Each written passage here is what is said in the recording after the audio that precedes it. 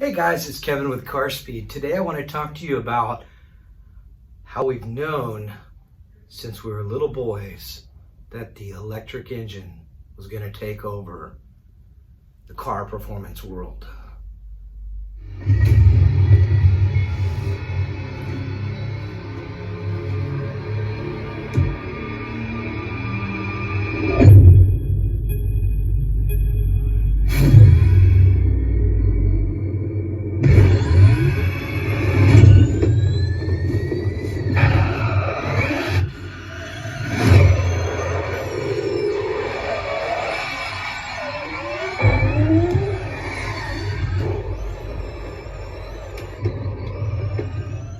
Now, if you were like me, you grew up with your dad building hot rods and 1/10 scale dune buggies. And I remember when I was probably a young teenager, me and my dad built one of the real ones where you buy a separate remote control. But it wasn't a super expensive one. It was probably $100 plus the controller was another 50, 60. But it was a Tamiya Grasshopper. And I loved this car. One thing that I loved about the car is it could go about 20 miles an hour and it could get there like that.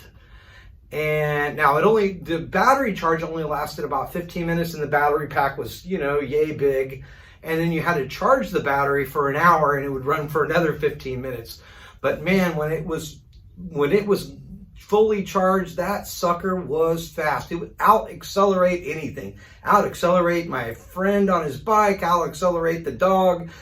Forget about it. It was really fast. And I remember thinking, why aren't they doing this 10 times larger? So if it can go 20 miles an hour and it's 1/10, that means that it should be able to go 200 miles an hour. So fast forward a few years, maybe a few decades here, and man, I'm old. And I really feel like in the last week, things have changed. Now, one of the first videos that I knew, that I watched that I knew was going to change things was the video where you saw the Ferrari Stradale versus the versus the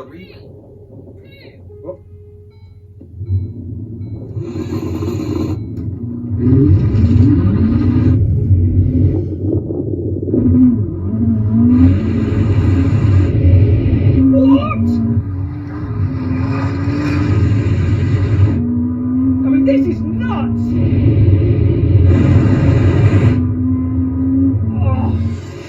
So here you have a car, the Ferrari, that has not only electric engines, but gas engines, right? And so I went, okay, so it's not that the gas engine can be aided by the electric engine and that will make it faster than another electric car, because here the Rimac is a fully electric car and it's outrunning a Ferrari, the top model at the time, which is a gasoline engine and then also aided by electric.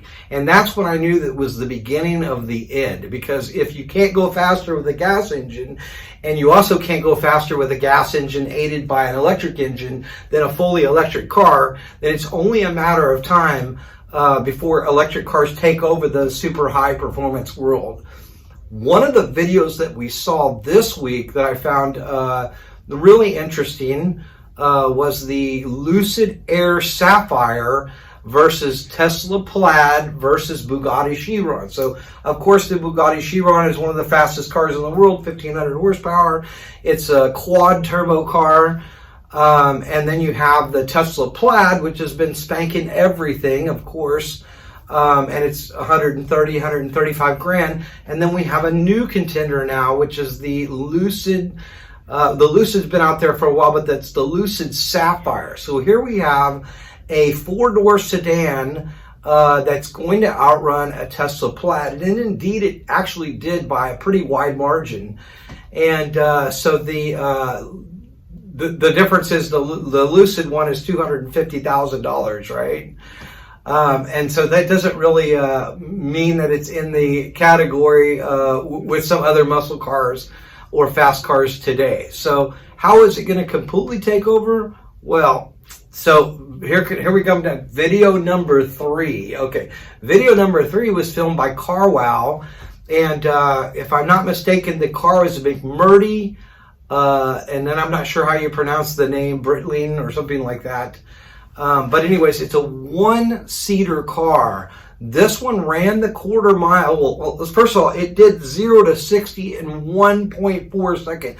1.4. And I remember when I thought under sub 2 seconds was almost impossible. But here, this car does it in 1.4. And if you get a chance, watch this video on Car Wiles, because the guy looks like he's in pain whenever he's accelerating, and he actually does indeed break the world record for a quarter mile run.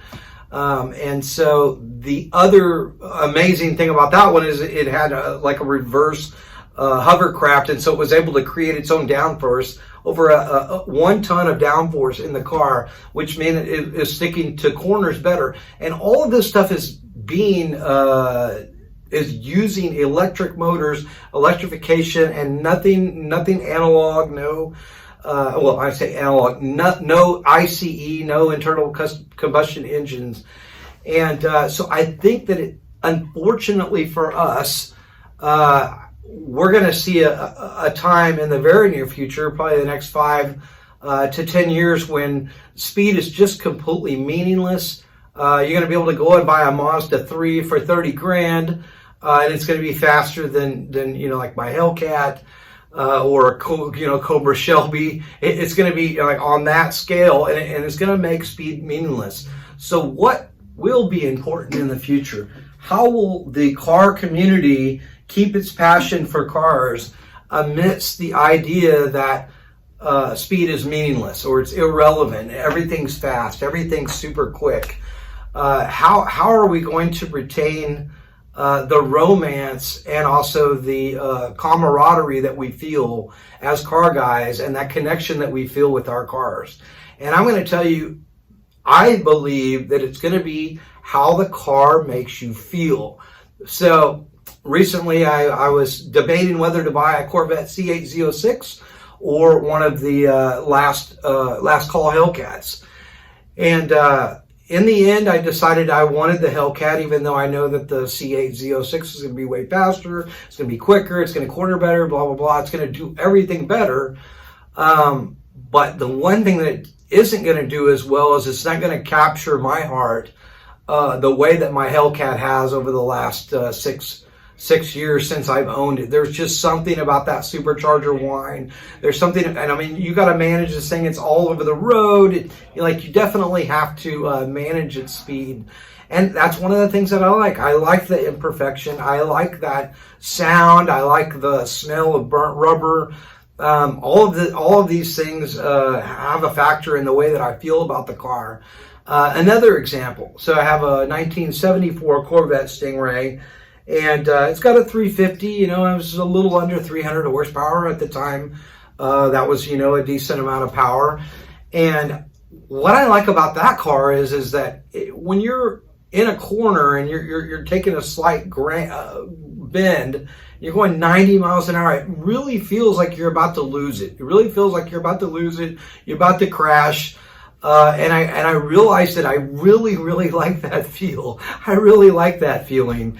And so for me, I think in the end, it's going to be about how the car makes you feel. And so what I want to know is, what car made you guys feel a special way that you own? Was it a Volkswagen Bug? Was it a Ferrari? Was it a Corvette? Was it a muscle car? Was it a vintage classic muscle car? What car is it that made you feel a certain way?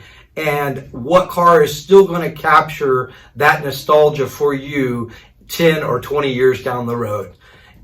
Go ahead and grab that car while you still can and enjoy it, and hold on to it, because the world is changing rapidly.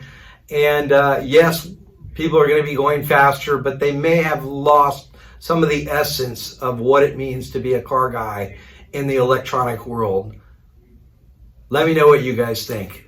Thanks for watching.